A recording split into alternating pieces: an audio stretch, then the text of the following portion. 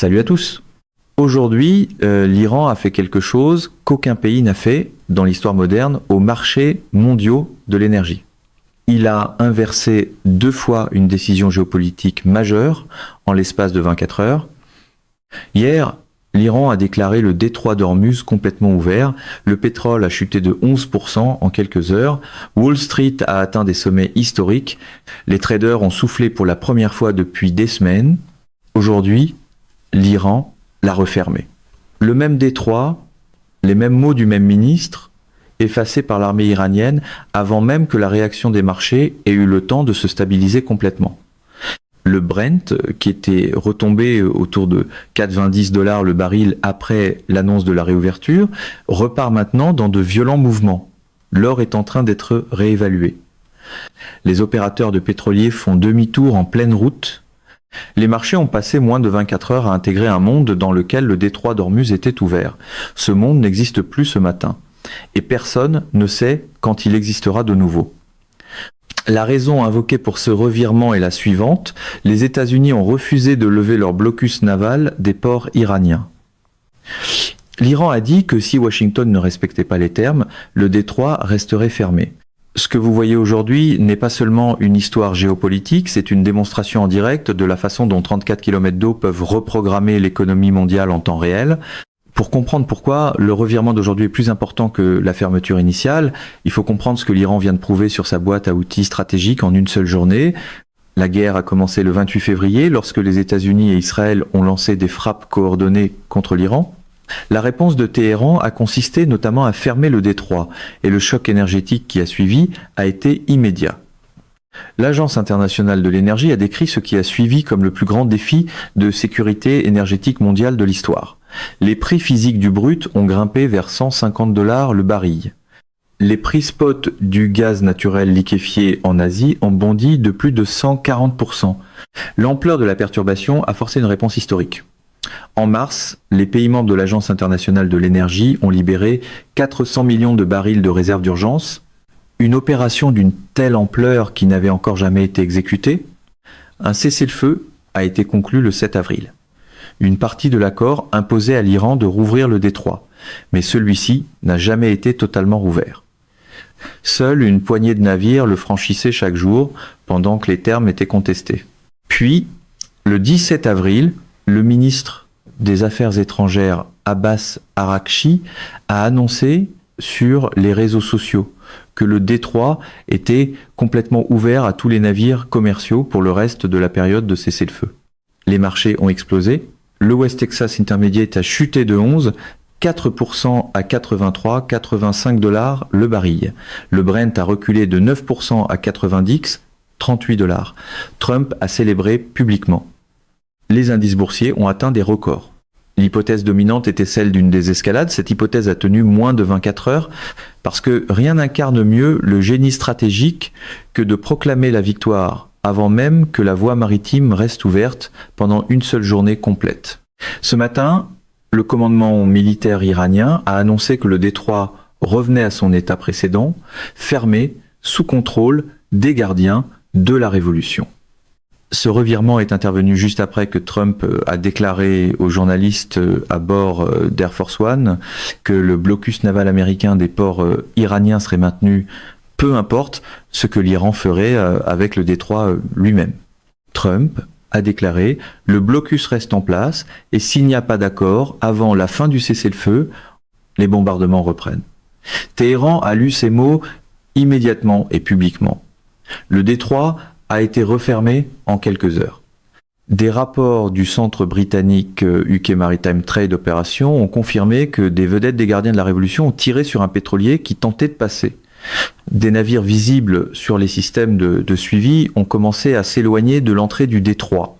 C'était la mise en scène habituelle à Washington, annoncer la pression, menacer d'escalade, puis faire semblant de découvrir que l'autre camp vous a entendu.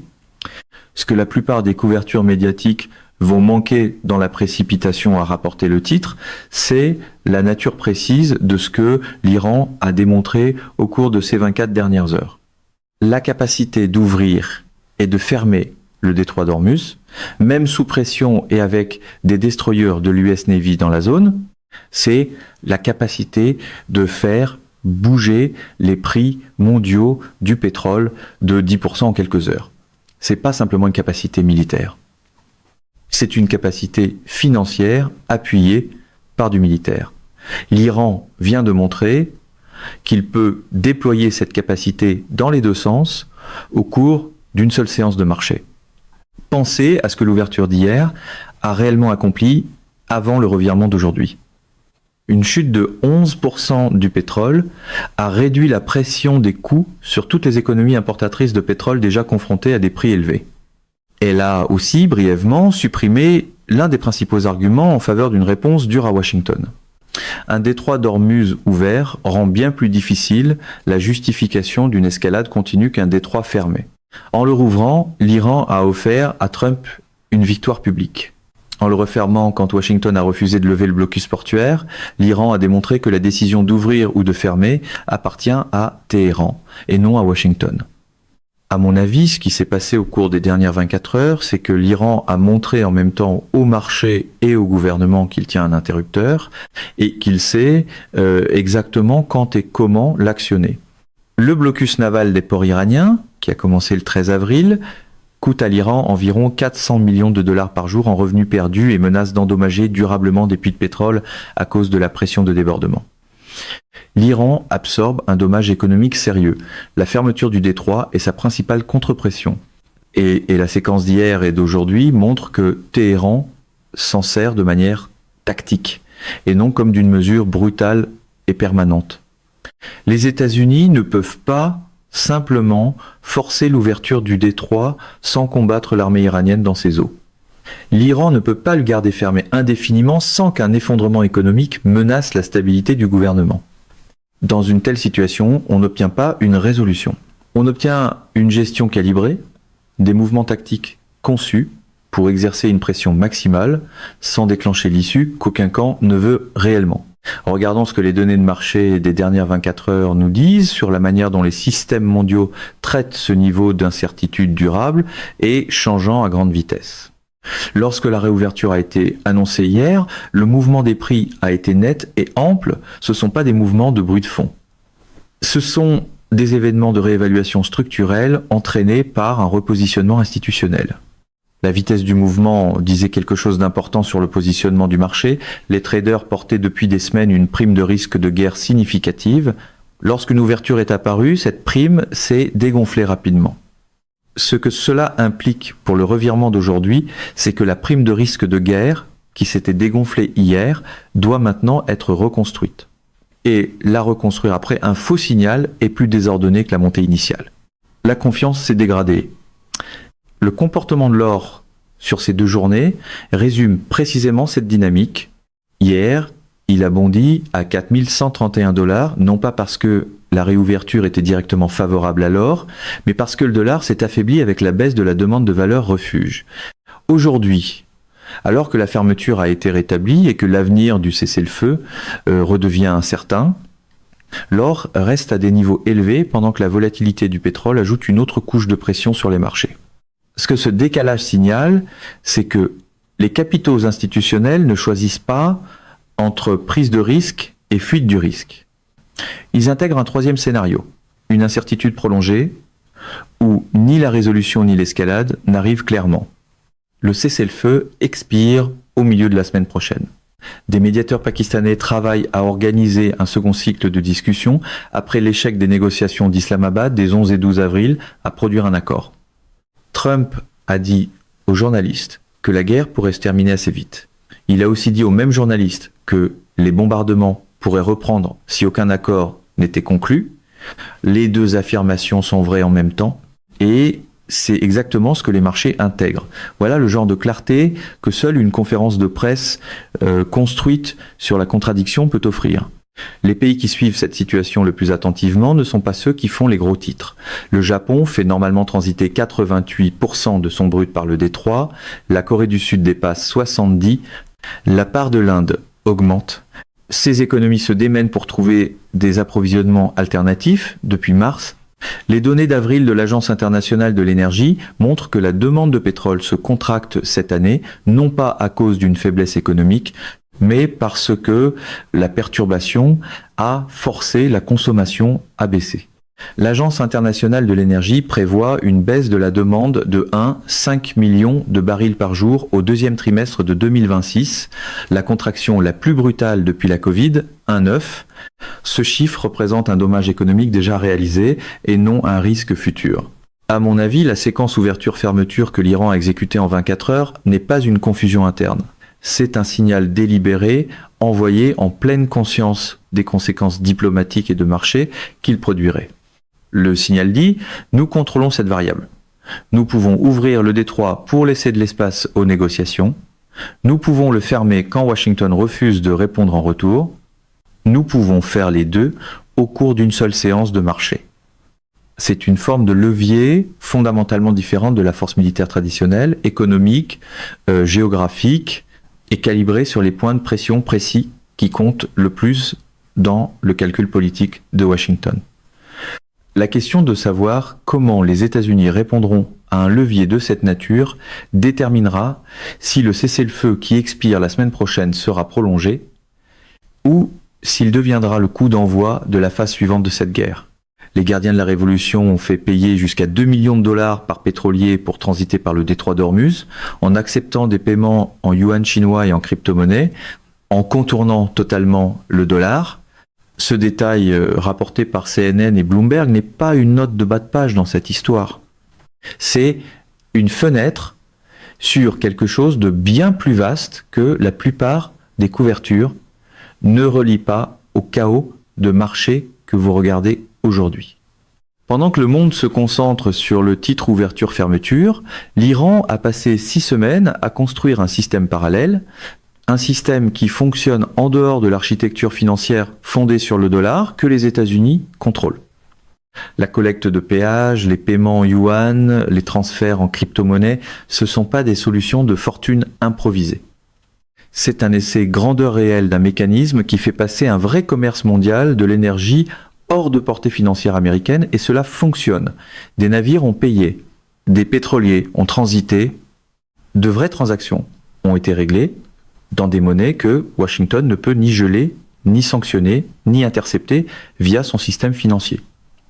À mon avis, ce que l'Iran construit sous couvert de cette crise est plus durable qu'une dissuasion militaire.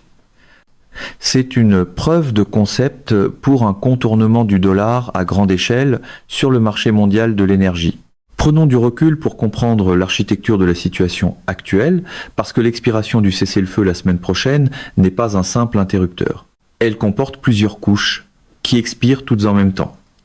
Le cessez-le-feu entre les États-Unis et l'Iran a été conclu le 7 avril, après qu'une médiation menée par le Pakistan a ramené les deux camps en arrière d'un moment où Trump avait menacé de détruire la civilisation iranienne si aucun accord n'était trouvé. Le cessez-le-feu comportait une condition centrale. L'Iran devait rouvrir complètement le détroit. L'Iran ne s'y est jamais totalement conformé. Le trafic des pétroliers a chuté de plus de 90% par rapport au niveau d'avant-guerre, au point le plus critique de la crise. Après le cessez-le-feu, l'Iran a commencé à faire payer des péages allant jusqu'à 2 millions de dollars par navire et par transit. Les navires devaient demander des certificats aux autorités maritimes iraniennes et suivre des routes coordonnées par la marine. En pratique, l'Iran a transformé le détroit d'Ormuz d'une voie maritime internationale en route à péage, une route qu'il contrôle, qu'il tarifie et qu'il peut ouvrir ou fermer en fonction du calcul politique du jour. Les discussions d'Islamabad entre J.D. Vance et les responsables iraniens n'ont produit aucun accord les 11 et 12 avril. Le cessez-le-feu censé créer un espace pour un accord n'en a produit aucun. Le 13 avril, Trump a annoncé un blocus naval américain des ports iraniens en réponse aux restrictions iraniennes maintenues. Le blocus coûte à l'Iran environ 400 millions de dollars par jour en revenus perdus. Puis sont venus hier et aujourd'hui. L'Iran a ouvert le détroit pendant 24 heures. En lien avec un cessez-le-feu au Liban, les États-Unis ont refusé de lever le blocus portuaire. L'Iran a refermé le détroit en quelques heures. Le cessez-le-feu entre les États-Unis et l'Iran expire autour du 20 et 1 avril, dans 3 jours à partir d'aujourd'hui. Des médiateurs pakistanais travaillent à organiser un deuxième cycle de discussion, mais aucune date n'a encore été officiellement confirmée. Voici ce que les marchés intègrent réellement quand le Brent oscille entre 4,20 et 4,26 dollars au cours d'une même séance. Ils intègrent 4 issues possibles, toutes situées dans les 72 prochaines heures. Première issue. Les discussions reprennent, le cessez-le-feu est prolongé, le détroit reste contesté mais fonctionnel à capacité réduite, et l'équilibre actuel, inconfortable, tient encore au moins 2 semaines. Deuxième issue, aucune prolongation, le cessez-le-feu expire, les frappes reprennent, l'Iran ferme totalement le détroit et le choc d'offres qui avait brièvement poussé le brut physique vers 150 dollars, le baril revient en pleine force. Troisième issue, un accord partiel émerge, concession nucléaire, levée partielle du blocus, réouverture encadrée, et le Brent recule vers 80 dollars à mesure que les anticipations d'approvisionnement se redressent dans les économies importatrices. Quatrième issue, la situation déborde du cadre bilatéral. L'Iran met à exécution sa menace publique de suspendre le trafic maritime à travers le golfe Persique, le golfe d'Oman et la mer Rouge simultanément. Ce quatrième scénario n'est pas hypothétique. L'Iran a formulé exactement cette menace dans des déclarations publiques cette semaine, en étendant la perturbation de la d'Ormuz pour couvrir en même temps 3 voies maritimes distinctes. Chacune de ces 4 issues implique un prix du pétrole différent, un niveau différent pour l'or, une trajectoire différente pour le dollar et un ensemble totalement différent de gagnants et de perdants dans l'économie mondiale. Ce que les marchés peuvent faire et ce que vous voyez aujourd'hui, c'est intégrer la probabilité pondérée de ces 4 issues simultanément, mise à jour en temps réel à mesure que chaque titre modifie l'équilibre. Le Fonds monétaire international a abaissé sa prévision de croissance mondiale à 3, 1% de PIB réel pour 2026, en avertissant qu'un conflit plus long pourrait affaiblir nettement la croissance et déstabiliser les marchés financiers au-delà de ce qui est déjà intégré. Oxford Economics a modélisé un scénario de perturbation prolongée. Sa conclusion, la croissance du PIB mondial tombe à 4% en 2026 si le choc d'offres persiste et les grandes économies avancées glissent vers la récession. Dans ce scénario, l'inflation mondiale atteint 7%. Contrairement à 2022, où l'économie avait continué à croître malgré le choc des prix, la gravité de cette perturbation fait basculer le monde dans une contraction pure et simple. Le rapport d'avril de l'Agence internationale de l'énergie prévoit une baisse de la demande de 1,5 million de barils par jour au deuxième trimestre, la plus forte depuis la Covid, 1,9. La perturbation forçant la consommation à reculer dans toutes les grandes économies importatrices. L'Europe montre des signes de tension. La Banque centrale européenne a reporté les baisses de taux prévues en mars. L'inflation au Royaume-Uni devrait dépasser 5%. Les industriels de la chimie et de l'acier ont imposé des surtaxes allant jusqu'à 30%. Les dégâts ne sont pas répartis uniformément. Les États du Golfe qui dépendent des exportations passant par Ormuz souffrent durement. L'Arabie Saoudite, les Émirats Arabes Unis, l'Irak, le Qatar, leur pétrole reste bloqué dans le Golfe où circule à volume réduit. Les États-Unis, protégés par leur production intérieure, subissent un choc plus limité directement. Mais les prix de l'essence ont augmenté régulièrement. L'inflation américaine est désormais estimée à 3, 2% pour 2026 selon le Fonds monétaire international, et le coût politique s'accumule. Il y a un pays dont la position dans cette crise est presque jamais clairement discutée dans les médias financiers occidentaux, et son rôle dans ce qui arrive ensuite compte plus que ce que la plupart des analystes reconnaissent. La Chine reçoit environ un tiers de son pétrole via le détroit. Elle dispose d'environ 1 milliard de barils de réserves stratégiques et elle est la principale bénéficiaire du système iranien de perception des péages en yuan. Des navires liés à la Chine ont été parmi les premiers à passer lors des réouvertures partielles. L'Iran a désigné la Chine comme nation amie avec un accès privilégié, un statut qui a un poids commercial réel. Les paiements de péage en yuan que l'Iran encaisse renforcent la relation économique bilatérale entre Téhéran et Pékin, hors du système du dollar sur lequel Washington s'appuie pour faire respecter son architecture de sanctions. À mon avis, la crise d'Ormuz est devenue un test grandeur nature des alternatives au dollar sur le marché de matières premières le plus stratégiquement sensible de la planète, et Pékin observe attentivement les résultats. Si des navires paient en yuan, reçoivent des certificats de transit iraniens et font passer de l'énergie par une voie maritime en dehors du règlement en dollars, même temporairement, cela constitue une preuve de concept aux implications qui dépassent ce conflit. La question à laquelle Washington n'a pas répondu publiquement et que les marchés n'ont pas pleinement intégrée est la suivante. Que devient le rôle du dollar dans le commerce mondial de l'énergie si ce système de péage finit par se normaliser avec le temps? C'est cette question qui se trouve sous chaque prix du pétrole, chaque cotation de l'or et chaque mouvement de devise que vous regardez en ce 18 avril. Et c'est la question la plus importante pour les années qui suivront ce conflit. Il y a un chiffre issu des discussions d'Islamabad qui explique tout sur les raisons pour lesquelles aucun accord n'a été trouvé et pourquoi les 72 prochaines heures sont bien plus difficiles qu'elles n'en ont l'air de l'extérieur. 20 et 1 heure. C'est le temps pendant lequel J.D. Vance, Steve Witkoff et Jared Kushner sont restés assis face à la délégation iranienne à Islamabad les 11 et 12 avril. Ils sont repartis sans un seul accord signé.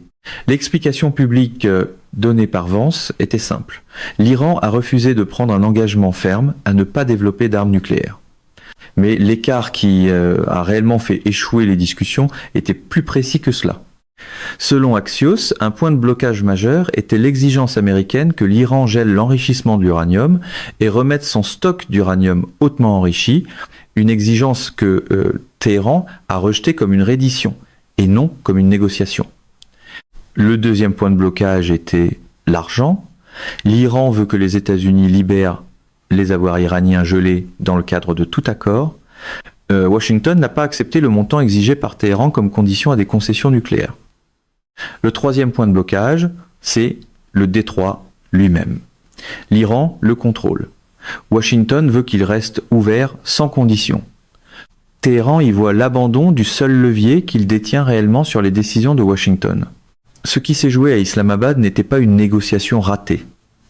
C'était une négociation dans laquelle les deux camps ont découvert à quel point ils étaient réellement éloignés l'un de l'autre. Ce qui est une information importante, mais ce n'est pas un accord. Alors, que se passe-t-il concrètement si le cessez-le-feu expire le 20 et 1 avril sans prolongation ni accord? La réponse n'est pas un événement unique. C'est une cascade, et l'ordre de cette cascade compte énormément. La conséquence la plus immédiate, c'est que la base juridique et politique américaine pour maintenir la retenue sur les frappes disparaît. Trump a dit explicitement que les bombardements reprennent si aucun accord n'est trouvé avant l'échéance. La conséquence de marché la plus immédiate, c'est que la prime de risque de guerre actuellement intégrée dans le Brent, qui oscillait entre 90 et 86 $ au 18 avril, est réévaluée brutalement à la hausse. Oxford Economics a modélisé exactement ce scénario. Une perturbation prolongée avec 20% de l'offre mondiale de pétrole hors ligne pousse l'inflation mondiale à 7% et fait basculer les grandes économies avancées dans la récession. Le propre scénario défavorable du Fonds monétaire international, avec un conflit plus long et un pétrole durablement à 100 $, fait tomber la croissance mondiale à 2,5%. Son scénario sévère, avec un pétrole entre 110 et 125 $, rapproche la croissance mondiale de 2%, c'est-à-dire de la zone de récession. Ce que les modèles ne captent pas, c'est ceci: l'expiration du cessez-le-feu n'est pas seulement un événement énergétique, c'est un événement de confiance. Chaque institution et chaque importateur qui attendait une résolution perdent en même temps leur point d'ancrage pour planifier. Cette perte de confiance compte, parce que les chaînes d'approvisionnement avaient déjà commencé à s'ajuster à la perturbation. Certains ajustements sont coûteux et irréversibles. Un retour à la guerre totale accélère un changement structurel permanent. Deutsche Bank a publié à la fin mars une note que la plupart des commentaires financiers ont traitée comme provocatrice mais marginale. Le 18 avril, avec un Iran qui collecte des péages en yuan et un détroit de nouveau fermé, elle se lit autrement. La directrice générale d'échange de Deutsche Bank, Malika Sagdeva, a écrit que la guerre contre l'Iran pourrait être retenue comme un catalyseur majeur de l'érosion de la domination du pétrodollar et comme le début du pétro-yuan en tant qu'alternative réelle. La logique est directe. Le système du pétrodollar fonctionne parce que le pétrole est coté en dollars dans le monde entier ce qui crée une demande structurelle pour les actifs en dollars et maintient les coûts d'emprunt américains plus bas qu'ils ne le seraient autrement. Quand l'Iran fait payer les navires en yuan via Kunlun Bank, en dehors de SWIFT, et que ces transactions sont réglées avec succès à grande échelle, une partie du commerce mondial du pétrole est sortie de l'architecture de règlement en dollars. Tout le monde ne partage pas la thèse de Deutsche Bank. D'autres grands gestionnaires d'actifs ont soutenu qu'aucune alternative crédible au dollar n'existe à l'échelle nécessaire pour le commerce mondial de l'énergie. Du moins, pas encore. Les deux positions se défendent. La part du dollar dans les réserves mondiales est déjà passée de plus de 70% en 1999 à un peu plus de 50% aujourd'hui, un déclin structurel qui précède ce conflit depuis des décennies. Ce que le système de péage d'Ormuz ajoute, ce n'est pas un remplacement du dollar. C'est une preuve de concept montrant que de vraies transactions énergétiques peuvent être réglées en dehors de l'infrastructure du dollar. Et cette preuve existe désormais sous une forme documentée. À mon avis, le débat financier sur le dollar est moins important pour l'instant que la réalité opérationnelle. L'Iran a mis en place un système de paiement fonctionnel pour le transit par Ormuz qui contourne entièrement la juridiction financière américaine. Soyons précis sur ce à quoi ressemblent réellement, à partir du 18 avril, les trois trajectoires plausibles. Parce que les marchés intègrent les trois en même temps et que les mouvements de prix que vous voyez reflètent cette tension à trois branches. Première trajectoire, un accord avant le 20 et 1 avril, allègement partiel des sanctions, gel de l'enrichissement, réouverture encadrée d'Ormuz. Le Brent retombe vers 75 à 80 $, alors que la prime de guerre accumulée pendant 49 jours se dégonfle rapidement. Deuxième trajectoire, une prolongation du cessez-le-feu sans accord. Les deux camps conviennent de se donner plus de temps. L'équilibre actuel, instable, accès partiel à Ormuz, blocus naval maintenu, absence de frappe, se prolonge encore 2 à 4 semaines. Troisième trajectoire, le cessez-le-feu expire, sans prolongation, les frappes reprennent. L'Iran ferme totalement le détroit. Le choc d'offre qui avait poussé le brut physique vers 150 $ en mars revient potentiellement avec plus de force encore qu'avant. Au 18 avril, la Maison-Blanche a publiquement affirmé qu'elle se sentait confiante quant aux perspectives d'accord.